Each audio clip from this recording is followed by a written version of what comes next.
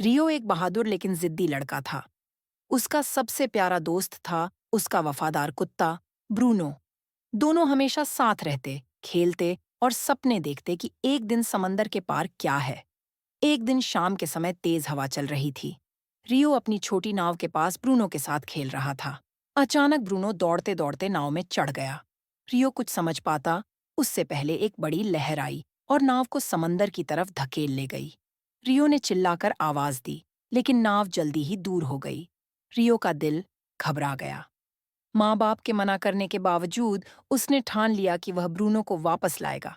रात के अंधेरे में एक पुरानी नाव लेकर वह समंदर में निकल पड़ा। कई घंटे बाद रियो को एक अजीब सा टापू दिखा। टापू के चारों तरफ धुंध थी।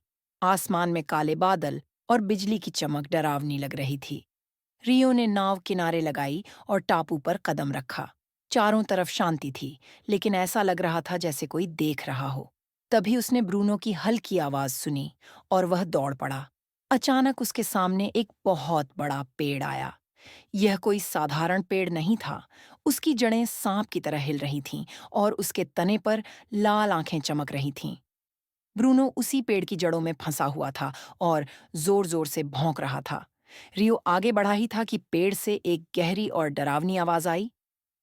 अपने कुत्ते को बचाना है तो 3 सवालों के जवाब दो। एक भी गलत हुआ तो तुम दोनों हमेशा के लिए मेरी जड़ों में फंस जाओगे। रियो डर गया, लेकिन ब्रूनो को देखकर उसने हिम्मत दिखाई और कहा, पूछो। पहला सवाल पेड़ की आंखों से खून जैसा लाल रस टपका। आवाज गूंजी, वो क्या है जो जितना ज्यादा होता है उतना कम दिखता है? जमीन हिलने लगी, जड़ें आगे बढ़ने लगीं। रियो ने जल्दी से कहा, अंधेरा। अचानक एक जड़ टूटी और ब्रूनो का गला छूट गया। दूसरा सवाल, पेड़ डरावनी हंसी हंसा। अच्छा, अब बताओ, वो क्या है जो टूटे बिना कभी इस्तेमाल नहीं हो सकती? जड़ें रियो के पैरों तक पहुंच गईं। उसने तुरंत कहा, अंडा। पेड़ गुस्से में गरजा। दूसरी जड़ खुल गई। ब्रूनो ने हल्की आवाज में भौंक कर हिम्मत दी। तीसरा सवाल, सबसे मुश्किल। पेड़ की आंखें आग की तरह जलने लगीं।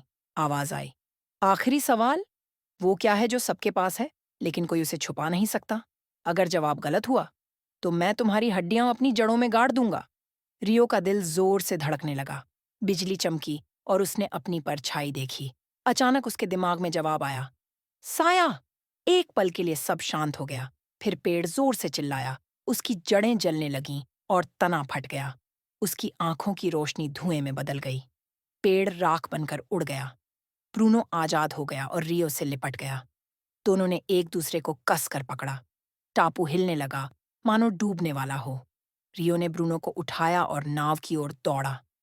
जब वे समंदर में निकले, पीछे टापू धुंध में गायब हो गया। ऐसा लगा जैसे वह कभी था ही नहीं। लेकिन रियो जानता था कि उस रात उसने सीखा, दोस्ती के लिए हिम्मत चाहिए और सच्चाई सबसे बड़ा जादू है।